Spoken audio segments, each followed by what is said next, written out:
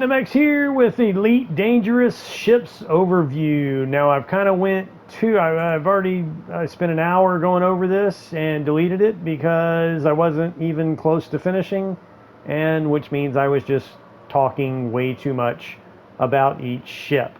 So I will do individual videos for each ship and what I recommend, what I don't recommend.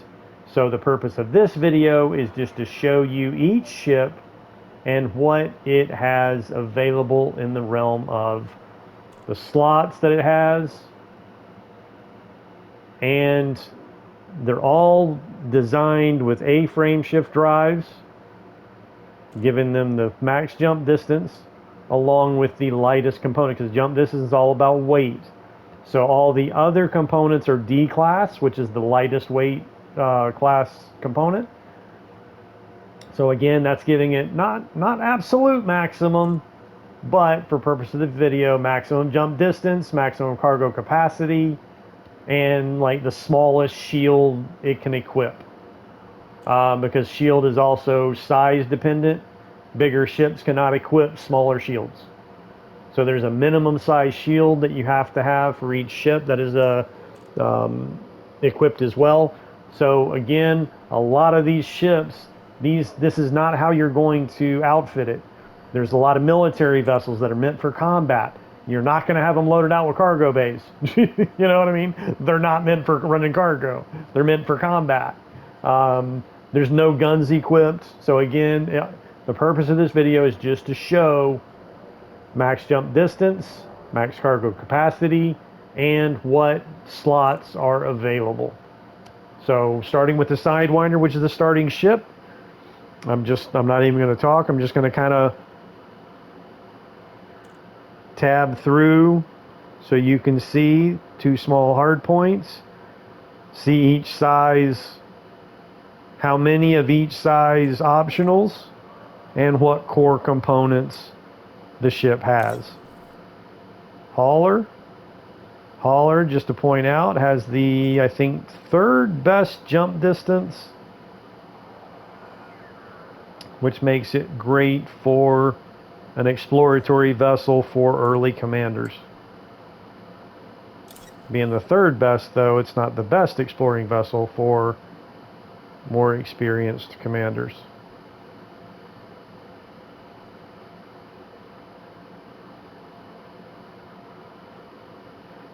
So this way, I'm kind of just, again, tabbing through here just so you can see the numbers, just so you can see what size, how many of each slot is available.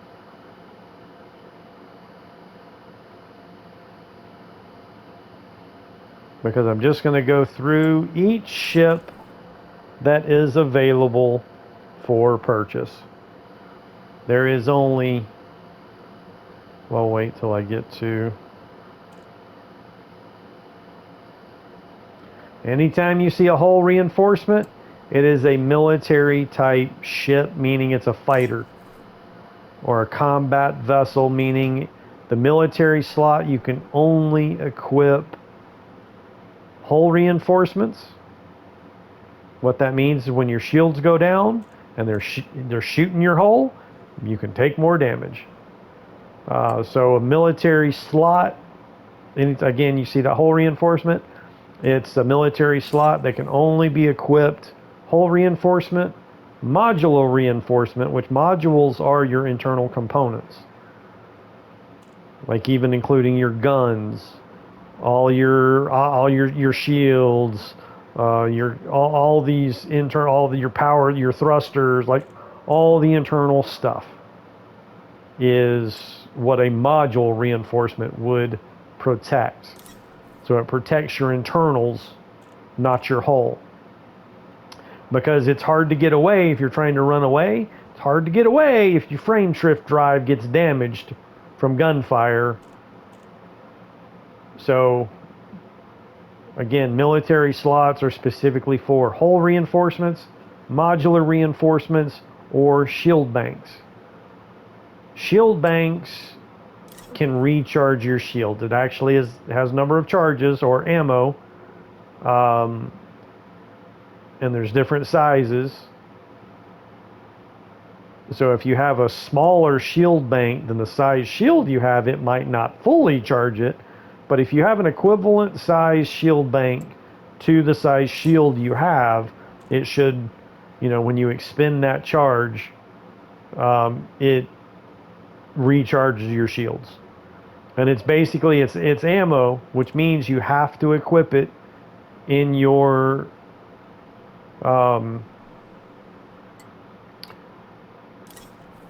you have to equip it as like a gun. The fire groups. There's a category in your menus for fire groups to set what weapons fire when you push which button. So you would have to equip the shield bank in the fire groups to a button and actually fire it to charge your shield. So it took me a while to figure out, because there really wasn't anybody explaining it to me. Just kind of took me a while to figure out exactly how to use the things. Like, how do these things work? I just thought it might work automatically, but no. You have to equip it in a fire group and actually trigger it to charge. But again, that's what the military slots for. Hull reinforcements, modular reinforcements, and shield banks.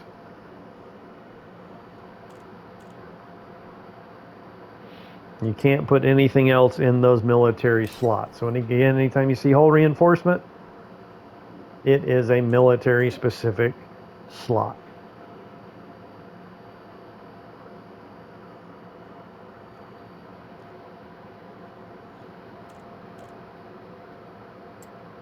And again, if there's any ship that you specifically see, like this right here, I'm going to stop right here for a second, because this right here is the best exploratory vessel. It has the longest or the furthest jump distance in a single jump of any other ship.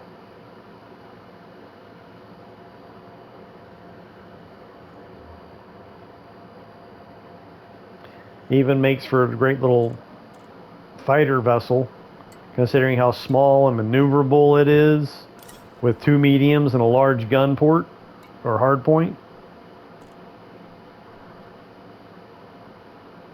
Still not something I would take on a Vulture with, though. I don't know. Actually, it might give a Vulture a run for its money. Vultures are nasty because they have 2 large guns.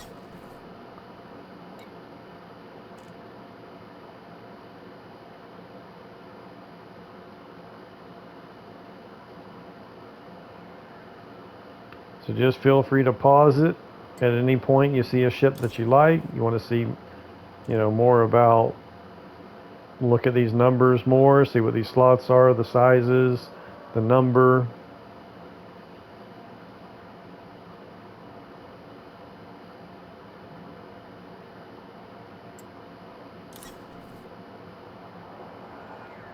And again, I'm just doing it this way just to get through all the ships, to show you all the ships that are available and what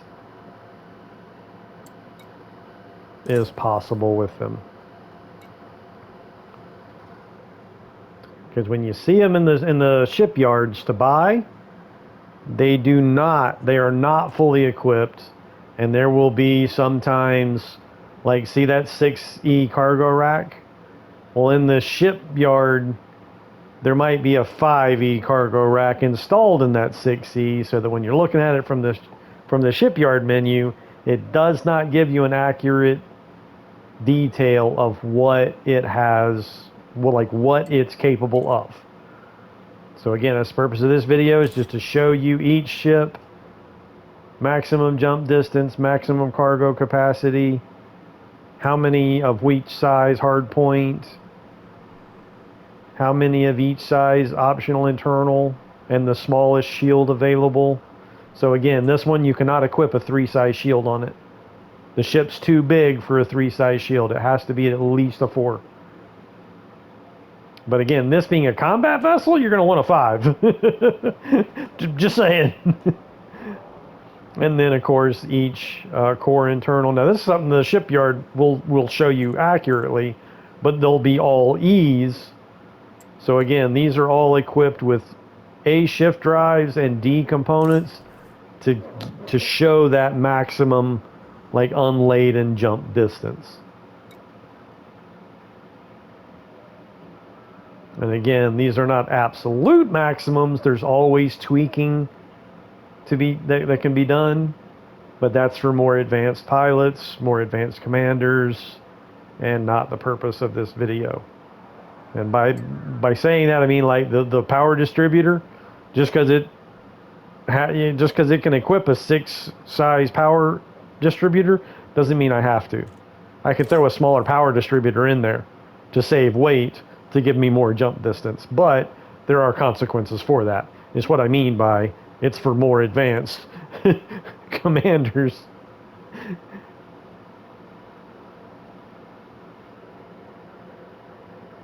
And it's not really going to give you that much difference. I mean, we're talking about just a little bit more in your jump, but at the cost of maybe not even being able to use your boosters because your power distributor can't distribute enough power to your thrusters to actually even be able to use your thrusters. So again, there's always tweaking that can be done, but doesn't mean it's recommended. And again, by removing all these hull reinforcements, that would lower the weight, that would give you a more jump distance. But any of those military slots, it's because it's a military ship and meant for combat. So why would you want to be running it for anything other than combat? Now I should have equipped, for the purpose of this video, I should have equipped the ones that can have fighter bays with fighter bays, but I did not. So I can pretty much go over with you what is, and you can do that from the, if you go into the crew lounge, you can see the ships that it'll give you a list of ships that can be equipped with fighter bays from the crew lounge when you go to hire a pilot. It's basically the, well, I'll wait till I'm done. I'll wait till I'm done going through all these, then I'll go back through it and point out which ships can equip fighter bays.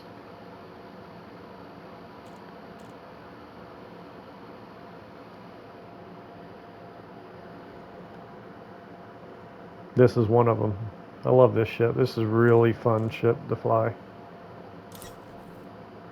But again, I had to stop kind of doing commentary on each of these ships because I wasn't even near done going through all these when I was nearing the, I'm on PS5. And unless there's a way to change in the options that I just haven't really figured out yet, I'm limited to 1 hour on my videos. So the little 55-minute timer popped up when I wasn't much further than where I am now.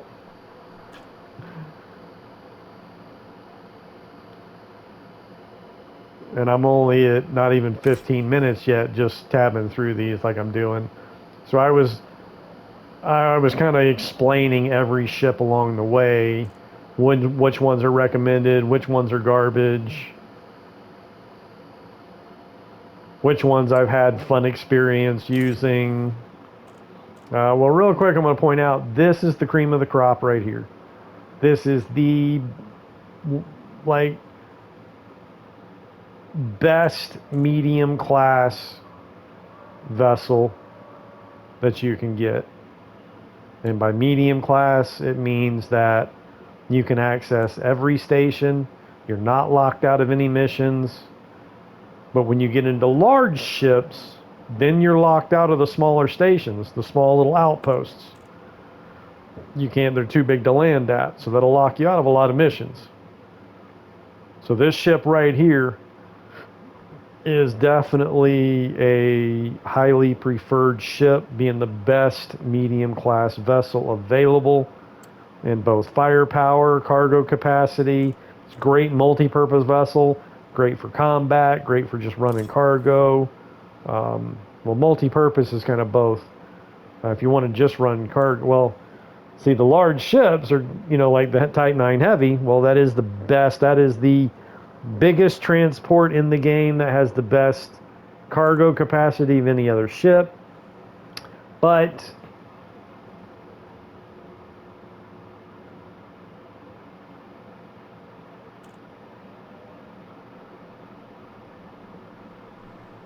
even though it had like 3 medium guns, you do not want to you do not want to get into battle with that thing.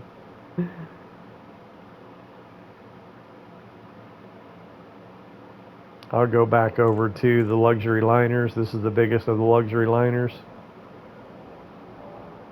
Just not the purpose of what I'm doing right now. We'll go back through them here in just a second. I'll point out a few things.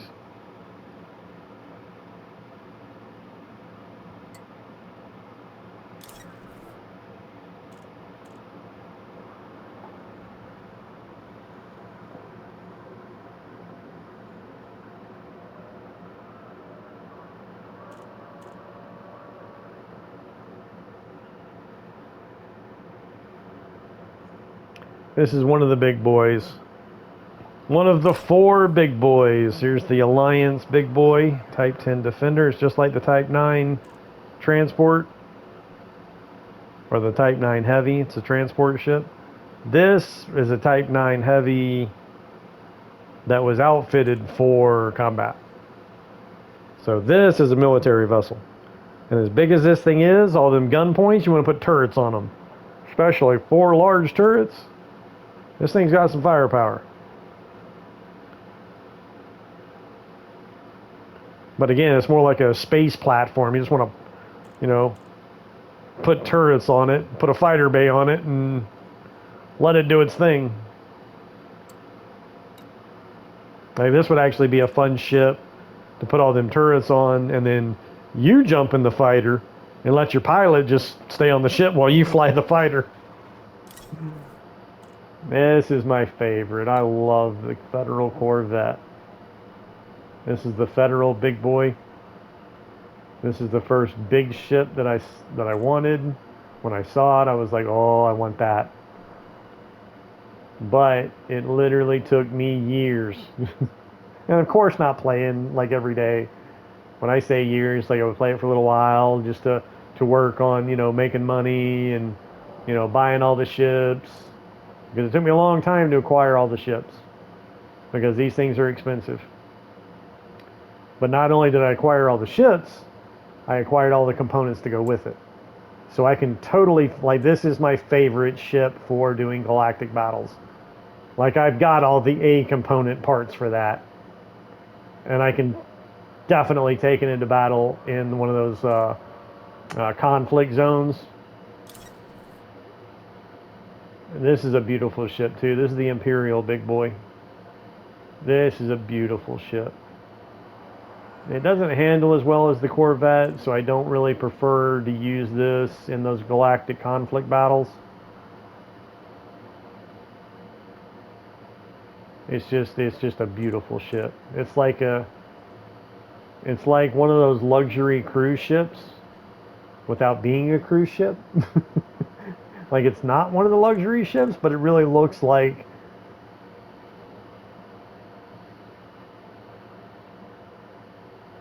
Anyway, it's a beautiful ship. I love it.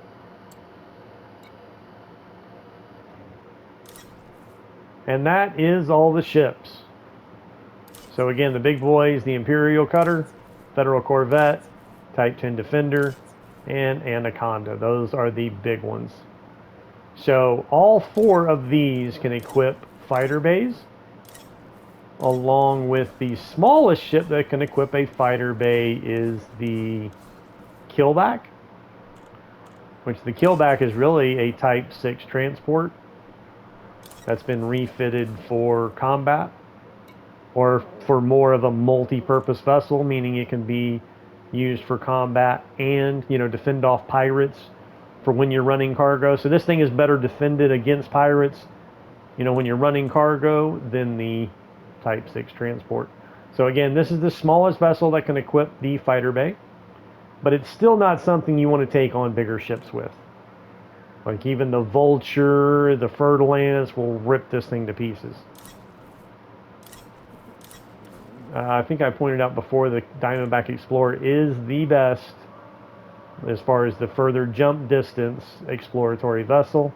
Not to mention it's got some decent firepower, which makes it's very fast, very maneuverable, which makes it a nice little fighter craft as well. The Vulture is the heavy fighter with 2 large guns, which makes it so nasty. Alright, Federal Dropship is the first of the Federal ships that is available for purchase, but it does require the rank of Midshipman in the Federation, meaning all you got to do to rank that up, there'll be other videos as far as that's concerned, but you just have to run missions for one of the Federation affiliated factions in order to rank up. Alliance, though, does not have ranks, so anybody can purchase Alliance ships at any time, as long as you have the money for it. Federal Assault Ship requires the rank of, I think, Chief Petty Officer. Could be mistaken on that, but I think it's Midshipman, then Petty Officer, then Chief Petty Officer. That would unlock the Assault Ship. The Alliance Crusader is the second ship that can equip a fighter bay. This is a very fun ship to fly with the fighter. The fighter bay it's a game changer in combat, really, because again, with the ship like this, I have done it. Launch the fighter, where I've got an Anaconda coming after me, and a pirate. Anaconda is one of those 4 big boys I showed you, which is favored among pirates because it's independent. It's not like one of the affiliated Alliance, Empire, or Federation ships. It's just the independent big ship. So Vultures, Fer-de-Lances, Anacondas are among the most common and popular ships among pirates because they are very deadly and very independent. So again, the Crusader can equip the fighter bay. So what you do is you launch your fighter and you take off, like you run from the Anaconda because it's a big ship. It's not going to be able to catch you. So you get out of range of its firepower. Okay, so when you get out of range of it, your fighter kind of acts as a distraction so that it's not really pursuing you nonstop. It's kind of like, distracted by your fighter. And as long as you're not wanted, so as long as you're not responsible for like piracy or in an area where you've done some crime where you're wanted, as long as you're not wanted and you're in a system where security forces will drop in, well, the Anaconda is the one who's the pirate coming after you. So the security forces are going to attack that Anaconda. So now you can then engage the Anaconda, which is a big ship. This is a much smaller ship, much more maneuverable. And that's what it was such a fun battle taking on an Anaconda in this thing, which is so much smaller of a ship. And just so gratifying when you get that, when you destroy it. I mean, you can literally crawl all over that Anaconda in this thing, as long as, like I said, you've got the other distractions. You've got those security forces that, drop in and engage the Anaconda. And you've got your fighter. So if your shields go down, you can boost away, get out of range, let your shields recharge. Anyway, this is a very fun ship to use with a fighter bay. Imperial Clipper does require rank. I do not know the rank off the top of my head, but this is a very fun ship as well. It's large though. So the only problem is it does lock out those smaller stations where you cannot accept missions to them because you're too big. And but this is a very fun ship as well. 2 large, 2 medium gun ports. But again, I do not know the rank off the top of my head, but it is an Empire ship. The Challenger, again, Alliance ships do not require rank. The gunship. The Federal gunship is the next ship that can equip a fighter bay. It does require the rank of ensign with the Federation. And I have not used it personally with a fighter bay for me to really have any comments about, but that is kind of, I'm going to do a comparison video between the Challenger and the gunship with their fighter bays to see which one is preferred. And considering how maneuverable that Crusader is, I'm going to go ahead and say, even though the Crusader is a little bit smaller than the Federal gunship is 580 tons. The Crusader is 500 tons, so it's not much smaller, actually. Firepower, 2 smalls, 4 mediums, 1 large. 3 smalls, 2 medium, 1 large. So it does have a little bit more firepower. Not a whole lot. So again, I'm going to do a video to compare the Crusader versus the Federal gunship, using them in combat with their fighter bays. The Crate Mark II is the next ship that can equip a fighter bay and is a very fun ship to use. I love using this ship. 2 mediums, 3 large guns with a fighter bay. You can equip up to a 6A shield, and it's got lots of optionals to outfit it however you want, as far as more hull reinforcements or modular reinforcements or shield banks. The smallest fighter bay is a 5. There is also a 6. I believe the 6 can equip 2 fighters. That doesn't mean you can launch 2 fighters. You can only launch one at a time, but when one gets destroyed, you can then immediately launch another one because you've got 2 bays. And what it does, when one gets destroyed, it takes a little bit of time for them to repair. And what fighters are? They're really drones. Because when a fighter gets destroyed, you can just launch another one, and you don't lose your pilot. Even if you jump into super cruise without like recalling your fighter, you're not leaving your pilot behind. Like they're literally just drones, which is why you can swap back and forth. You can pilot the fighter and then just immediately jump back into piloting the mothership, because again, these fighters, they're really like drones. There is also a 7 size fighter bay, which equips 2 fighters, and I think all it does really is just repair them faster.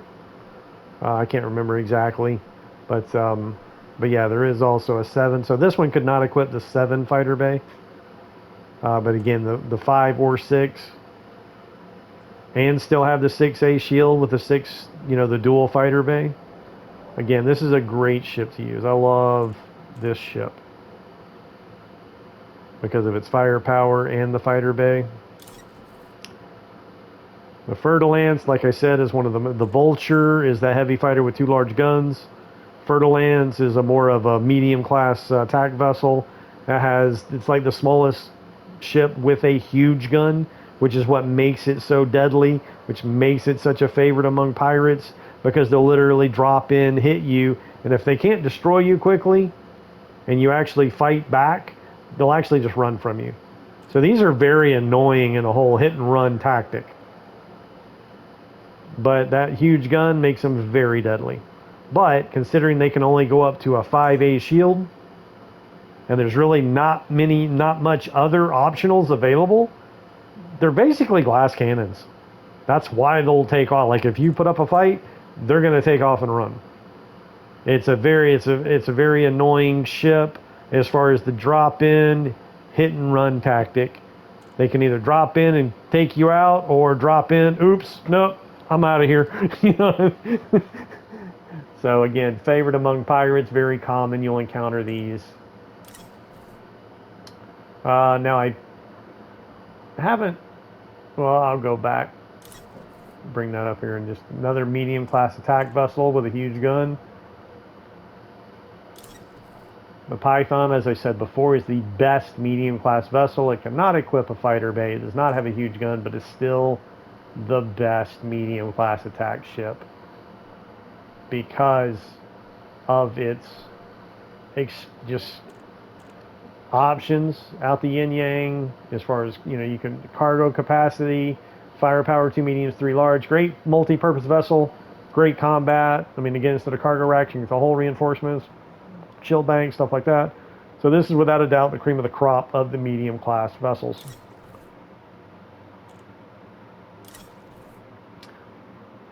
Beluga liner can also equip a fighter bay, but it is a medium. I mean, it's a luxury class liner, meaning passenger cabins.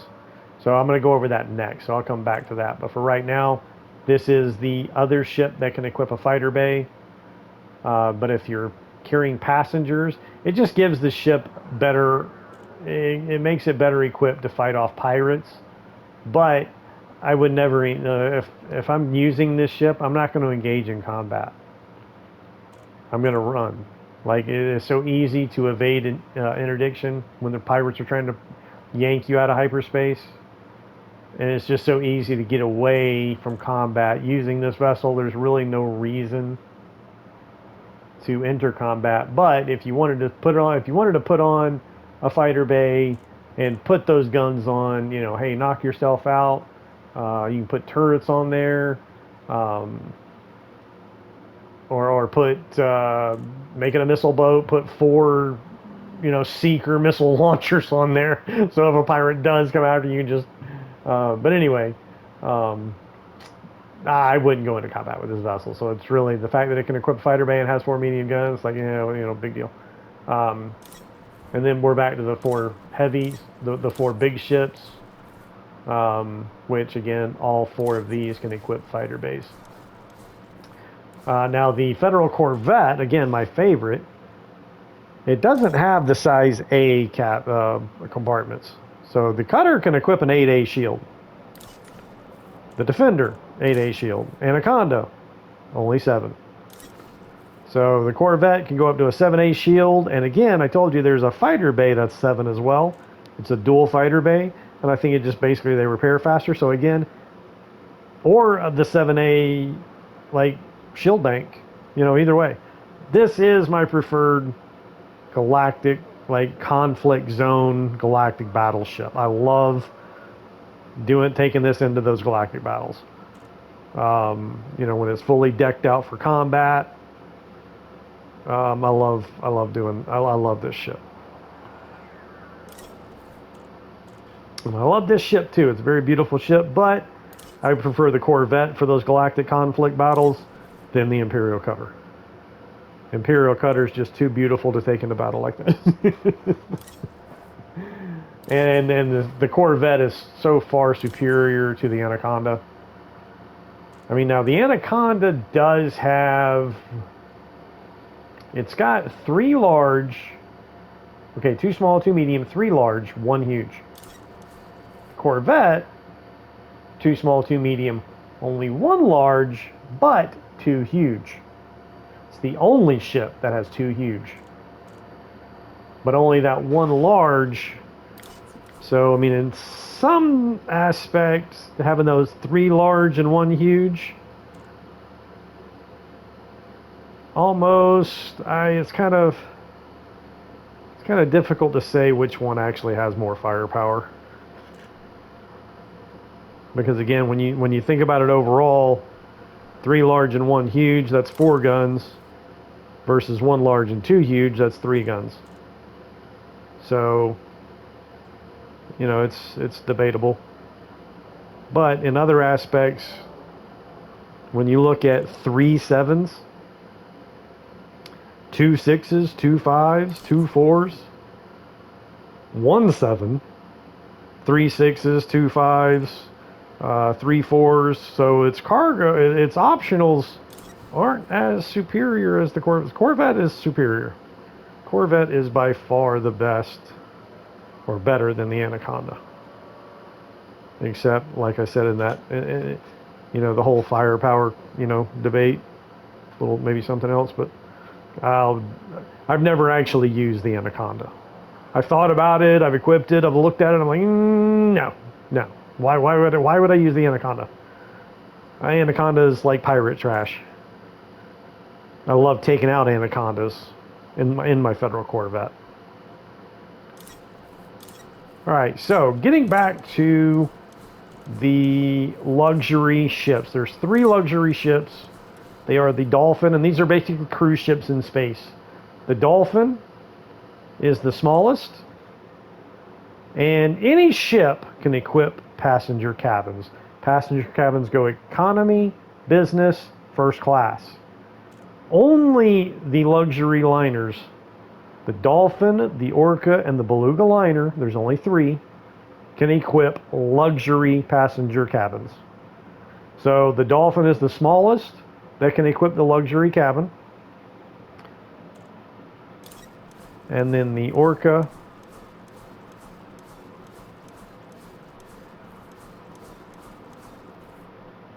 is the next. Now the jump distance is really good on the Orca. So the fact that it can equip, and no passenger cabin goes over size 6. There's no 7 or 8. So 6 is the maximum. The Dolphin can only go up to a 5. The Orca can go up to a 6. Again, the Orca is the second of 3 luxury liners that can equip the luxury passenger cabins. And again, it's got good jump distance. You could throw a 6 luxury on there. And don't worry about putting any other passenger cabins on there because it'll just weigh you down and reduce your jump distance. Throw that 6 luxury on there, and then or any size, any passenger cabin really. It could be economy, first class, economy, business, first class, or luxury. And as it goes up, like economy can hold the most passengers, first class less passengers, or business less, but more than economy has the most. Business would be less than economy, but more than first class. First class would be less than business, but more than luxury, and luxury would be less than first class. So luxury can equip the least amount of passengers, but again, you could put that 6 passenger cabin on there. That way you can maintain the long distance jump speeds for those sightseeing missions that take you all over the place. Great distances just to go back to the point of origin. And honestly, those, I don't normally do those simply because the payout is not justified by the length of time it takes to complete the mission. But it does pay off in exploratory experience.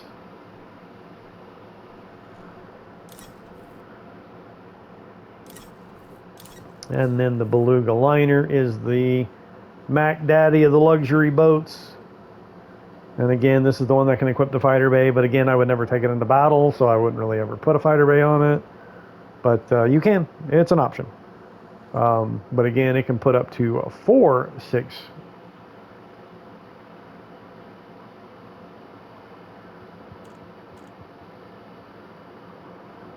Now, when I'm running passengers, I mainly stick to the transports, which is just like cargo. It actually falls into the trade experience, not exploratory experience. When you're just picking somebody up in one place, again, it's just like cargo. You're picking up in one spot, dropping off in another one.